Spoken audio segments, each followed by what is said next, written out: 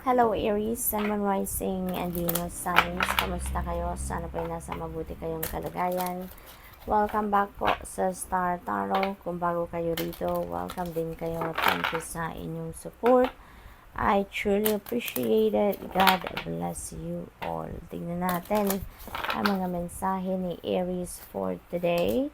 We have get more information. Ayan, kailangan pa ninyong magtanong-tanong, mag-research. Aries, kailangan pa ninyo dito na kumuha pa ng mas marami pang detalye kung ano man ang inyong plano dito, no? Maybe kung ano man ang hawak ninyo dito na detalye or information that is not enough yet, no? Kaya mas magandang magtanong-tanong pa kayo, mag-research kayo to get more information na makakasupport pa dyan sa kung ano man ang plano ninyo. Okay? The situation will improve, kaya you have nothing to worry about. Just hang in there, okay? Hang in there, huwag kayong mawala ng pag-asa. Just keep your hope and faith alive. At pasasaan ba, no? Mababago din ang inyong sitwasyon for the better. Sabi dito sa card na to, your situation will improve, kaya definitely you are getting close, no? To seeing the light at the end of the tunnel. Kaya umasa lang kayo for what is the possible best outcome, no? At yan ang mangyayari. Remain positive. Ayan, napaka-encouraging ng mga mensahe sa inyo ng spirit sa ngayon. Remain positive. Never give yourself a chance na sumilip man lang sa mga negative thoughts na yan. Wag na wag, Remain positive kasi parang konti na lang ito, no? Maaring one step away na lang kayo doon sa solusyon sa inyong problema. Maaring one step away na lang kayo doon sa kung ano man ang minimithi ninyo, sa kung ano man ang ini-envision ninyo, and it's going to happen very soon. Let go, okay? Let go of the things, of the people, of the situation that doesn't serve your highest good. Tanggalin nyo na yan because that serves as a barrier, no? That could serve as a blockage, no, doon sa mga bagay na kumbaga naka-schedule na sanang dumating sa buhay ninyo. Kaya tanggalin nyo na yan, no? Kasi negativity yan no? Kung ano tong mga bagay na kailangan na ninyong i-let go dito, thoughts, no, or feelings, negative siguro yan, kaya kailangan na ninyong alisin yan para walang sagabal dito sa pagdating ng mga bagay na ito, no, na dapat ay mapunta na sa'yo. Ask your angels, okay? Maybe kailangan ninyo ng clarity, enlightenment about something sa ngayon, so you may ask your angels to guide you, to help you kung ano ang dapat ninyong gawin, to lead you, no, to where you need to be, okay? What else? We have no. Ayan. So, maybe meron kayong pagsasabihan dito ng no. Kailangan siguro dito na mag-refuse kayo, no? Because that could be something na hindi yan makakabuti para sa inyo. Kaya you need to say no to it. At posible din na kayo yung makakatanggap ng no na kasagutan. Maybe someone else is going to say no to you, no? What else? Opportunity. Ayan. So, daming gold coins, no, na bumabagsak. So, most likely, this is financial opportunity na parating sa inyong Aries. Kaya, good luck to that.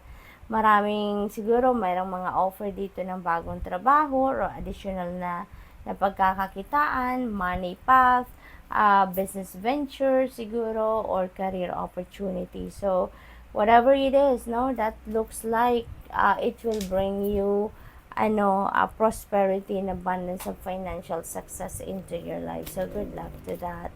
It's up to you. Ayan. So, ang napipick up ko dito, maybe yung it's up to you energy na to. This is related to this no. Kasi yung no na to, negotiable pa. Wala siyang exclamation point. So, pwede pa rin mabago ito into a yes. So, it's all up to you, no?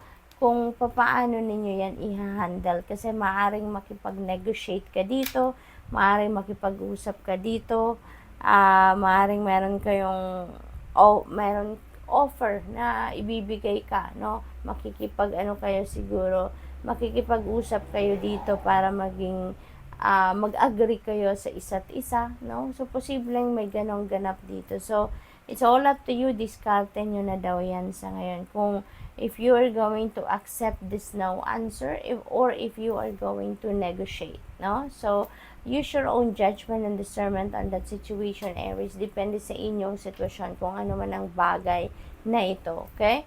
So, good luck. That's all I have for you for today. Thank you for watching. Love and light. Namaste. Hello, Leo, Sun, Moon, Rising, and Venus signs. Kamusta kayo? Sana po'y nasa mabuti kayong kalagayan. Welcome back po sa Star Tarot. Kung bago kayo rito, welcome din kayo. Thank you sa inyong support. I truly appreciate it. God bless you all. Pauna mensahe na Leo ay meditation bring answers. Ayan. So you are invited here to do some kind of meditation. Kasi maaaring lagi kayong busy, lagi kayong may ginagawa, preoccupied. Kaya in that case, kapag ganyan ang sitwasyon, most likely hindi ninyo maririnig kung ano divine guidance sa inyo. Kasi yung mga gabay na yan from the divine, pumapasok or dumadating yan sa atin in a very subtle way. Parang bulong lang, parang hangin lang. So kung lagi tayong may ginagawa, laging may iniisip, hindi talaga natin maririnig yan, kasi syempre busy tayo. Kaya iniimbitahan kayo dito na mag-meditate kayo para talagang nakafocus kayo sa higher self ninyo, nakafocus kayo sa pakikinig sa iyong intuition at pag-connect sa divine universe. Kasi maaaring meron kayong hinihinging kasagutan sa inyong mga tanong.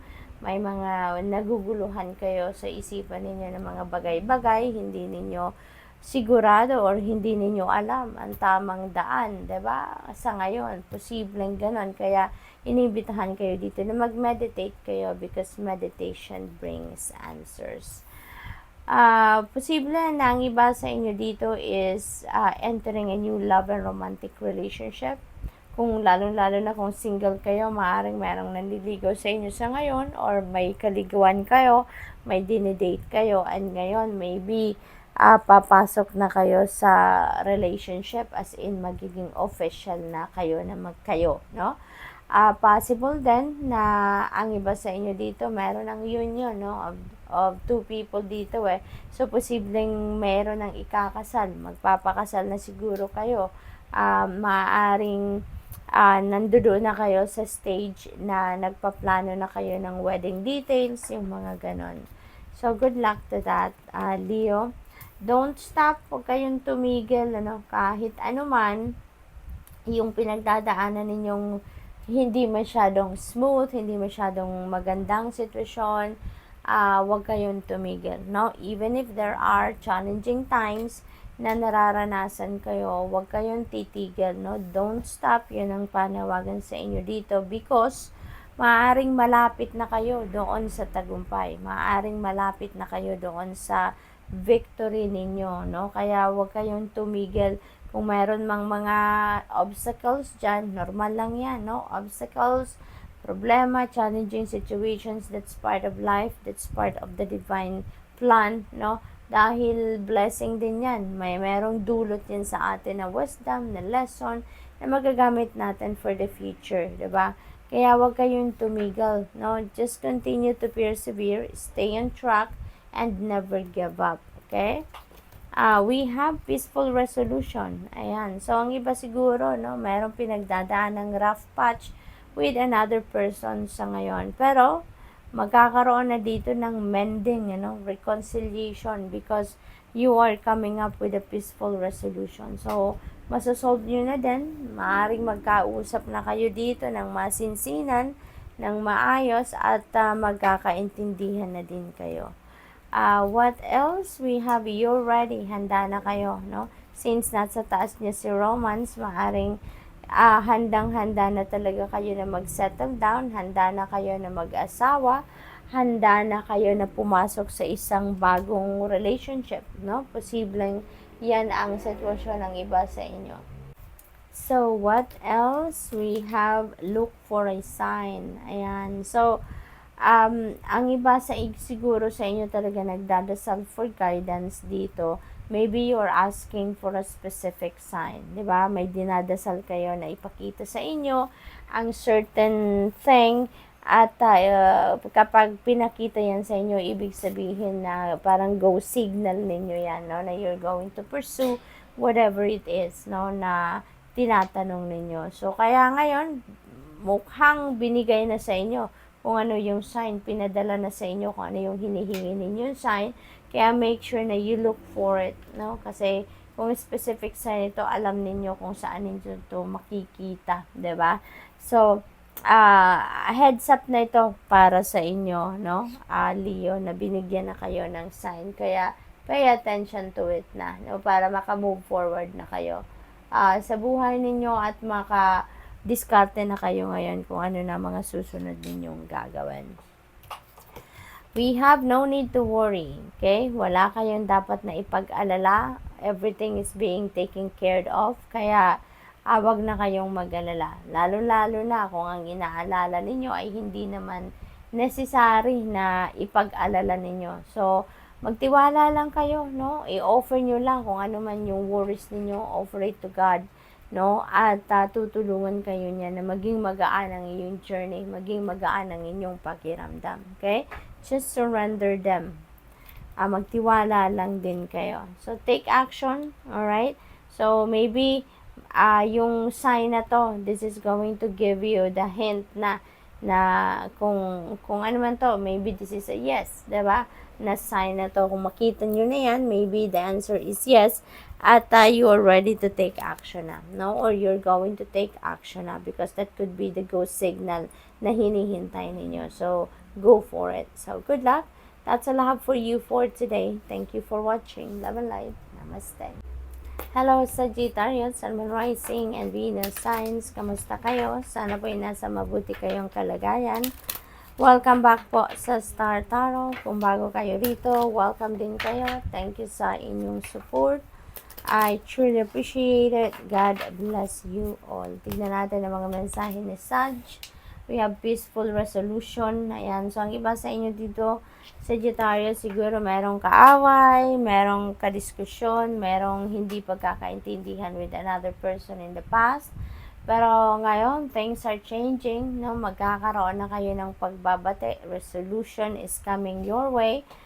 Siguro magkakausap kayo dito ng masinsina na, no? Kaya magka-come up kayo with a peaceful resolution, at there will be reconciliation na. So, good luck to that. We have a yes. This is really beautiful. Yes, ito na non-negotiable. So, this is a definite yes. Maring meron kayong pagsasabihan ng yes, or merong magsasabi sa inyo ng yes. Or posible din na this is a confirmation, no? Maring meron kayong ipinagdadasal, humihingi kayo ng sign, confirmation, na kung ang plano ninyo or iniisip ninyo sa ngayon ay ipupush through ninyo, or kung nasa tamang track kayo. So, this could be the answer, no? It is a yes. It is a go signal to go for it. So, don't stop. Never give up, no? Huwag kayong tumigil kahit may mga challenging situation na pinagdadaanan ng iba sa inyo. That is not the reason to give up. That is not a reason to stop. Okay? So, panawagan sa inyo, huwag kayong tumigil. Okay? Continue to work on kung ano man yung sisikapan ninyo sa ngayon. May obstacle man yan, lilipas din yan. Mahahanapan nyo din yan ng lusot, ng solusyon. Kaya, don't stop. Okay?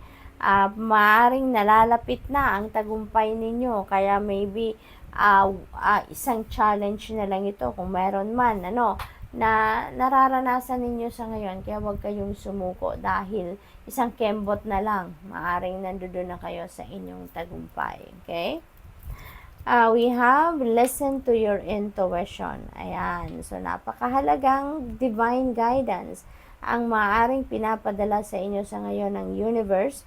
Kaya inanyayahan kayo dito na makinig kayo sa inyong intuition para malaman ninyo kung ano yung nararapat ninyong gawin sa ngayon, where you are heading, no? Kasi ginagabayan kayo. Tinutulungan kayo dito ng universe na makita ninyo, ma-realize ninyo kung ano yung mga dapat na pagkakaabalahan ninyo ngayon, ano mga dapat na gagawin ninyo at this time. Okay? What else? We have yes. Ayan. So, may yes na exclamation point. Meron din yes na walang exclamation point. So, definitely, very positive ito, no? Very positive na sitwasyon ito para sa inyo, Sagittarius. It's definitely a yes, no? So, go signal ito para sa inyo. Go for it. Huwag kayong magdalawang isip na. Huwag na kayong magpatumpik-tumpik pa. Okay? Abundance. Wow, kung nakikita ninyo yung angel, ang hawak niya, golden vessel, overflowing with gold coins. So, most likely, overflowing of money din ang maaaring dumating sa inyo dito at this time, Sagittarius, no? So, maybe, ito na yung minamanifest ninyo, kasaganaan sa pera, prosperity, abundance, financial success, financial freedom coming your way, no? Makakaluwag-luwag na kayo pagdating sa inyong finances. This could be the start of a change sa inyong financial landscape na, kaya good luck to that. Wala na kayong dapat na ipag-alala, no? Sabi dito sa card, no need to worry because everything is being taken care of. Ang mahalaga lang dito na magtiwala kayo sa Divine Universe, trust in Him, trust in the Divine Plan, at wag na wag ninyong i-entertain yung worry sa dibdib ninyo, sa isip ninyo, no? Sa buhay ninyo, because that is a negative energy, no? Ng pag-worry na yan. So, walang walang bearing, kung baga, bagkus, magkukos lang yan ng negative energy sa inyo, at maaring yung pag-worry ninyo that could stand between you and your abundance, that could stand between you and your success, no? Kaya, wag na kayong mag-alala, okay? I-offer nyo na lang yung mga worries ninyo na yan sa Divine Universe, and that will be taken care of, okay? Focus kayo sa kung ano na lang ang positibo tulad nito, no? There is success, meron tayong abundance, so definitely this is financial success coming your way. So, maaring sa negosyo ninyo to, swerte sa negosyo, sa trabaho, proyekto, maaring meron kayong big time dito na success sa inyong proyekto, and that could bring you prosperity and abundance, no? So, good luck. That's all I have for you for today. Thank you for watching. Love and light. Namaste.